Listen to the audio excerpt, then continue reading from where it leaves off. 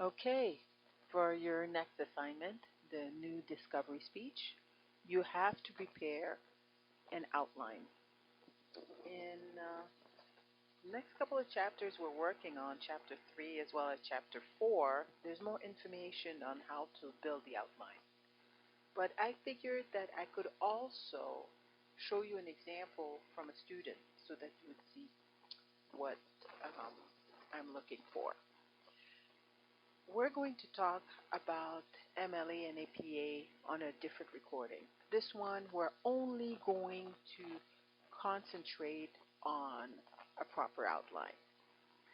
But I'm still going to mention a couple of things. So, for example, the student has created his outline in an MLA format, right? So this is the header of the MLA format. Um, so technically, everybody else, whether you're using MLA or APA, you're all going to start with that title right here. Okay, so the first line is the title of your speech. And it's important that you try to use a complete sentence. Right now, Chris has typed a title, but he did not use appropriate capitalization. Now, you can do this with Word. Um, if you have a problem with knowing how to properly capitalize title, let me know, and I could have a quick write-up prepared for you. So the best is to have the title of your document, and the second line should be, what is this document? So the title of a speech, the life-changing discovery of the new and improved Lion battery, and what what speech is it, or what document is it? Now he made a mistake by calling it a proposal. That is a mistake, and it should be called an outline. Okay, he didn't do that on purpose, but his formatting was perfect, so this is why I'm reusing this. So this right here, you would change that for the word outline. And because the first outline you submit is a draft outline, you should probably call it draft outline. Okay, and then for the final version, you should also call it appropriately.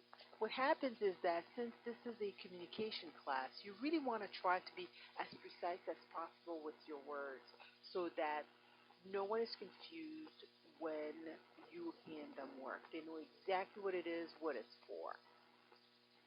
All right, next you will need a purpose statement. The purpose statement is what we call thesis for a speech, right? So the thesis tells us what's the main reason why you're giving that speech. And if you try to have a complete sentence reusing some of the statements that you've made in your proposal, that's going to help you guide you into discovering, what's the best purpose statement that I could use for this speech. For instance, right now, he says to inform my audience um, about who discovered and created the new Li-ion battery, new addition changes, and how it will affect everyday life. So he tells you exactly the impact he wants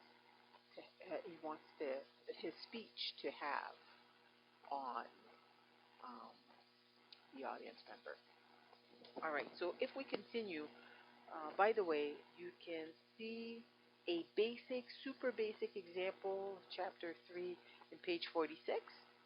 But if you go just a little bit further in chapter 4, you start talking about the organization of outline starting on page 52 of your book. Okay? So, first thing is you have to remember that you need to divide your speech into three parts. So the first part is introduction, right? And that would be Roman numeral 1. The second part is body, Roman numeral 2. And the last part is conclusion, and that would be Roman numeral 3. Okay, so you have these three major parts of your speech, and within these three major parts, you're going to have different elements. So let me scroll back up. In introduction, you need to have an attention getter. An attention getter is detailed on page, let me see right here, in chapter 4, page 59. Okay, they tell you on page 59 that you can use things like audience question, an anecdote, a startling statement, or statistic. So, for example, you could ask um, your audience, are you guys aware that um, there's a new type of battery that's been created? Something like this. Or if it's an anecdote, it could be, well, the other day I was trying to use a gadget of mine, but um, it wouldn't work because the battery went dead, and I feel like I have to replace those batteries on a regular basis. So that's an anecdote. That's something that happened to you in real life, and you're using this in your speech. A startling statement or statistic would be letting people know an information that they were completely unaware of, and that's also taking them by surprise. Okay? Hypothetical situation goes without explanation. Quotation is what our friend is using right now, the Herbert Hoover quote. Or you could start with a joke. Now, you have to remember that obviously the attention getter you're going to pick has to be appropriate and relevant to the topic at hand. After your introduction, I want you to preview the main points that you're going to tackle in your speech. So you should have determined that beforehand. And that's where the proposal is also going to help you, right? Because the proposal is going to tell us um, what it is that you're going to talk about, why you're talking about it, why do you think it's important for us to listen to it, where did you get this information the first time, where did you start looking for it, and things to that effect. So you already have a basis for how and the how and the why. Okay, so for him, what he wants to talk about right now is who did the research at USC, okay, to have developed the battery design. He wants to mention new addition and changes um, that this new battery is bringing to what we already know, and how will this affect our everyday life. Now, he's picked three main points, and I always suggest this to students to pick three main points.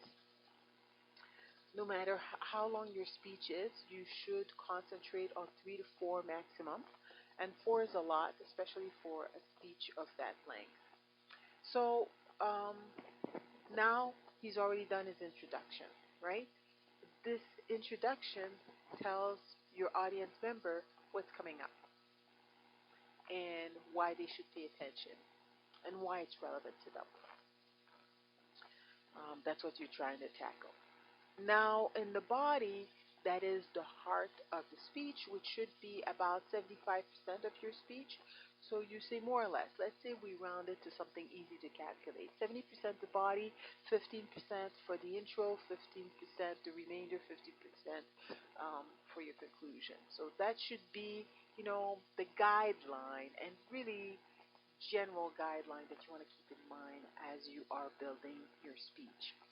Now, for the body, the main point that you're going to address are the ones you already told your audience you were going to talk about. So the first one that says, I want to talk to you about the researchers, and that is indeed what you had said that you would start with.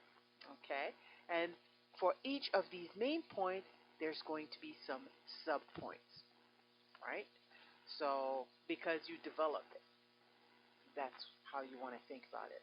So his main point 1 matches this one. His main point 2 has to do with addition and changes. And there you go for my next main point. And see how he's leaving rather crumbs for the audience to follow. you know that you are at the first main point, and because he lets you know right here for my first main point, and then when he moves on to the second point, he lets you know this, that he's moved on to the next one, so you're not completely lost, especially for a discovery speech where everything is brand new. And when he moves to his third main point, he's letting you know that it's his last one. Okay?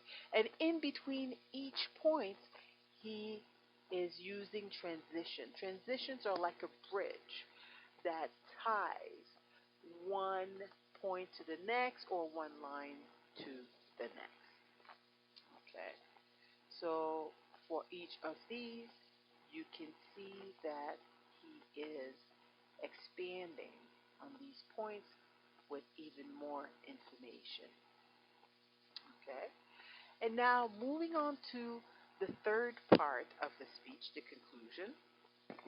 When you are working on your speech, you really should not touch your introduction until you're done with your body. The body is going to lead you to the conclusion, and once you know how you've ended, then you'll have a better idea how you started. Because let's face it, right? When you begin the speech, you don't know exactly how the main points will be developed.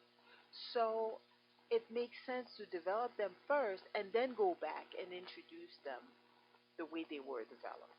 So let me go back to conclusion. As we're doing the conclusion, there's a couple of elements you want to remember.